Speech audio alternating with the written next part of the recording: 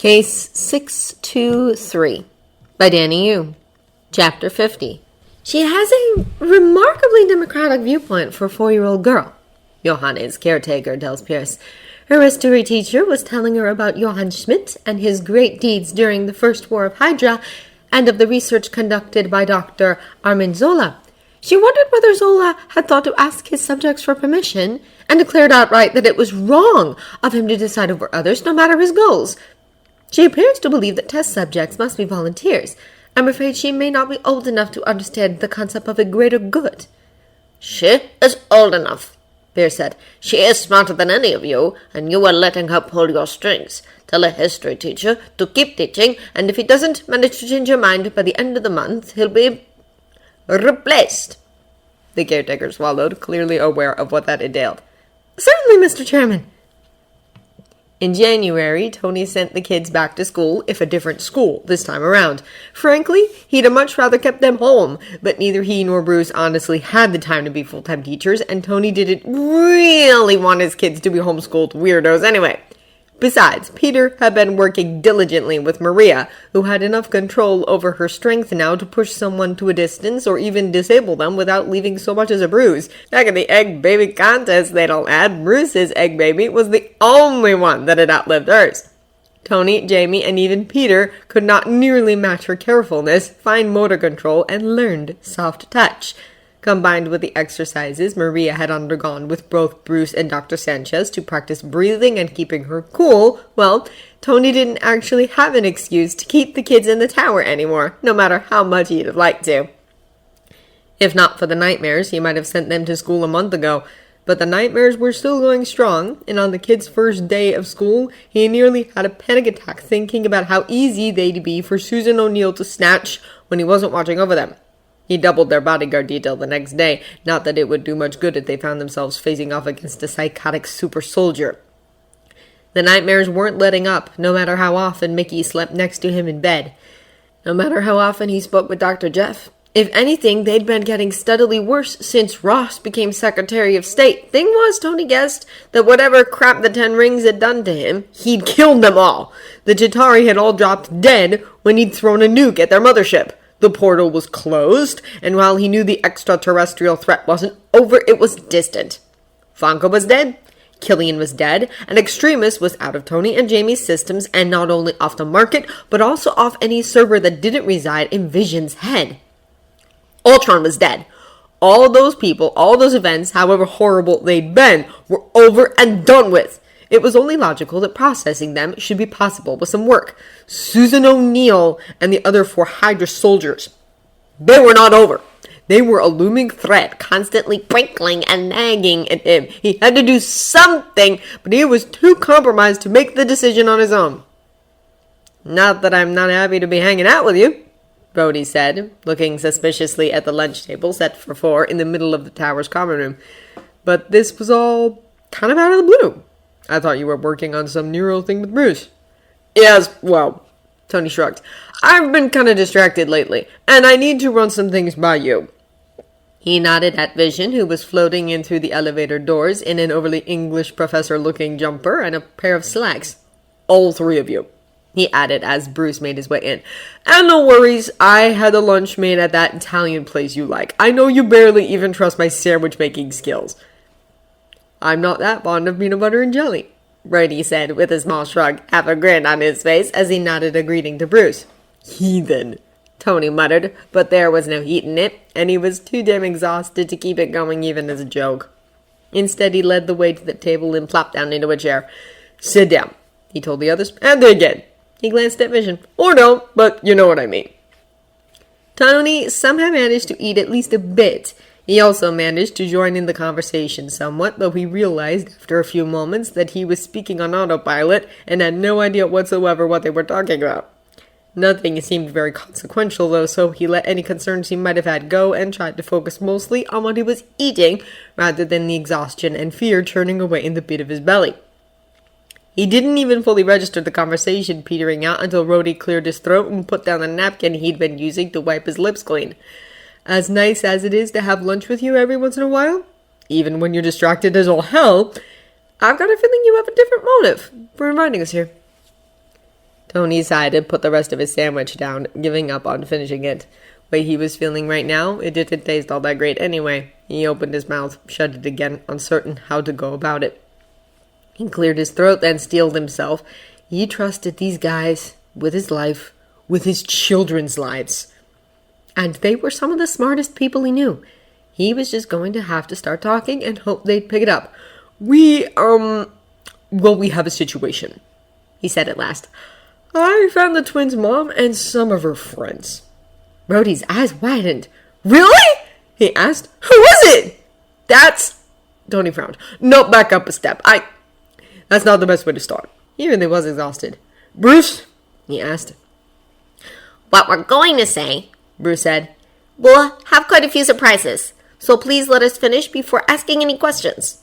Both Rhodey and Vision nodded their understanding, and Tony found himself feeling more than a little grateful for both Rhodey's military training, which meant he was used to sitting silently through briefings, and Vision's logical, analytical mind far better at compartmentalizing than even Tony's own. Howard Stark managed to reverse engineer the super soldier serum. Hydra found out somehow, assassinated Howard and Maria, and stole 5 doses of the serum. They injected 5 members of their so-called death squad. Tony nodded, flashed Bruce a grateful smile. The 5 people they chose, he said, were among their very best agents. Weapons experts, all of them masters at 1 or more firms of hand-to-hand combat. Combined, they know about 24 different languages, and they are more than proficient at infiltration, which means they know how to disguise themselves and blend in wherever they go. All 5 of them are also borderline personalities, psychopaths or as good as. The 2 who have a moral code are devoted to Hydra. The other 3 just like violence and hurting and killing other people. And this was before they were given the serum. Apparently, Hydra either didn't know or didn't care about the fact that the serum enhances everything already inside. Hydra couldn't control them, so they put them in cryo in a missile silo in Siberia.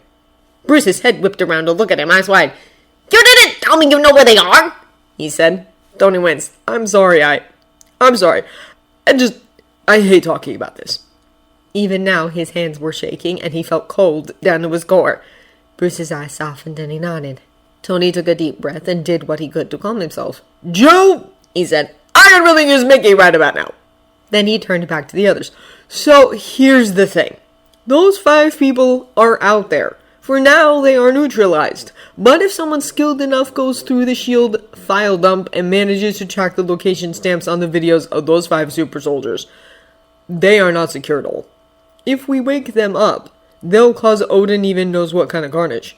If we retrieve them and hide them away somewhere else, the risk still exists that one day, somehow, someone will figure out they're there and break them out.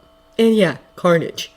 Another deep breath, and then Mickey was loping inside and pressing up against his thigh, panting up at him, and Tony let out a breath, buried his hand in her fur. He was all too aware of the fact that if those 5 super soldiers showed up, Mickey would be helpless to protect him. But for right now, her warmth and steady breathing, the sensation of her pulse against his fingertips, that all had to be enough. I'm asking you because I know what I want to do, Tony said at last, looking up and meeting their eyes in turn. But I'm severely emotionally compromised on this one. One of them is the twins' mother, and I'm not going to be able to be rational about it. So I need your advice. Rhodey was frowning, and Tony got it. Rhodey had to have a hell of a lot to process, starting with the assassination of Tony's parents. Rhodey had been there for that. Had been there for Tony's endless nights of being blackout drunk, for the endless shouting over the phone he'd done with Aunt Peggy, for his avoidance of Uncle Danny, of Jarvis and Anna, for Tony's lashing out at him as well. Rhodey had been there through it all, and out of the less of a handful of people who'd stuck with Tony through it all, Rhodey was the only one still alive. The fact that they'd had the facts so wrong, that would be hard for him to process as well.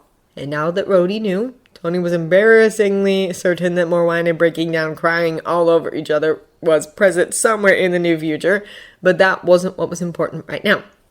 Rhodey gave Tony a look full of pain and sympathy, and then his expression cleared, and he was Colonel Rhodes. Clearly, this is Avengers business. So why is it only the 4 of us? He asked. Tony grimaced, grabbed his sandwich, and took a bite. He kept chewing, and it wasn't even because he was too damned overwhelmed to keep talking anymore. He simply wasn't sure he could actually swallow his bite and keep it down. Bruce reached out and patted his shoulder then. We have reason to believe Rogers is at least as compromised as Tony. For the past couple of years, he's had a history of being a little too forgiving and a bit too much of an advocate when it comes to enhanced Hydra agents. There's a hell of a lot more history to it. But the fact of the matter is that if we told him about this, he'd probably do something stupid like, thawing out the Hydra soldiers and offering them asylum and adventure status. Tony finally managed to swallow and only gagged once. Still, he kept the food down, so in. Basically, he's trying to set a precedent for Barnes, he said. Then, Joe, send the information to their emails. I am not going to be talking about it. He took a deep breath. Point is, we can't trust Steve to be unbiased here. And I need a lack of bias, or as little of it as possible, right now more than anything. It was Vision who spoke up at the end. I'm not certain how I feel about the death penalty as a punitive measure, he said. I believe people should receive the chance to repent if it is within them to do so, and if they can be contained until they are no longer a danger. But I killed Ultron. He was unique and beautiful in his own way, as much a person as any of us. However, his code was corrupted beyond repair. My research leads me to believe some humans are like that as well. And perhaps regardless of their humanity, the end result must be the same as it was with Ultron, at least for those we cannot contain.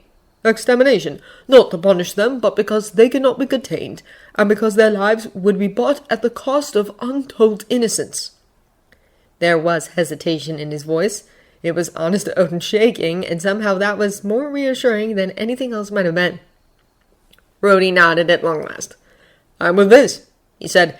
In this case, it's not about punishing or avenging.